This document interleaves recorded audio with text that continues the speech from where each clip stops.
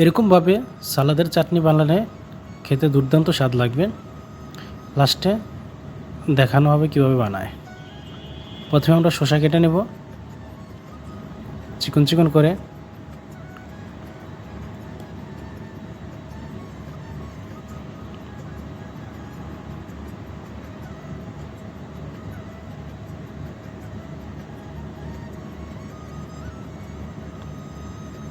তারপরে পেঁয়াজ কেটে নেব,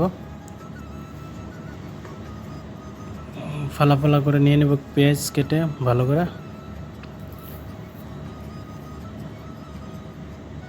তারপরে নিয়ে নেব 4-5টি মরিচ। জাল আপনাদের ইচ্ছা মতো, কেউ জাল বেশি খেলে জাল বেশি নিতে পারেন, কম খেলে কম। নিয়ে নেব টমেটো,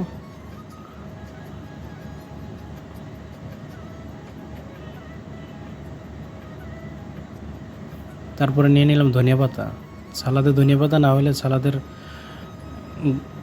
মজাই আসে না। আর নিয়ে নিলাম লেটুস পাতা। লেটুস পাতা অপশনাল, যদি থাকে নেবেন, না থাকলে কোনো সমস্যা নেই। তারপরে দিয়ে দিলাম আমরা অলিভ অয়েল তেল, আপনারা থাকলে দেবেন, না হলে সর্ষের তেল দিলেও চলবে।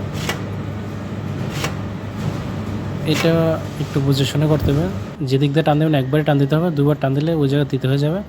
নিয়ে নেব আমরা দধি। এটাই হলো চাটনির সালাদের মানে স্বাদের অংশ বেশি।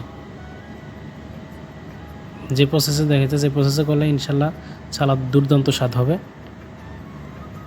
আমরা দিয়ে দিলাম গোলমরিচ আর লেবু, আর আমরা দিয়ে দিয়েছি চিনি।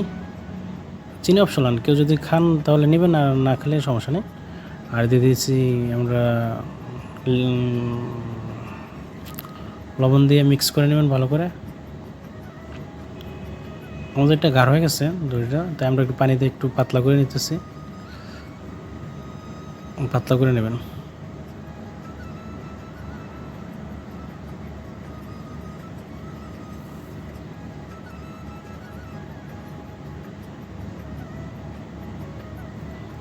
সালাদ আমি যেভাবে দেখাতেছি এভাবে যদি ঢেলে রেখে দেন, সালাদে কখনো পানি উঠবে না।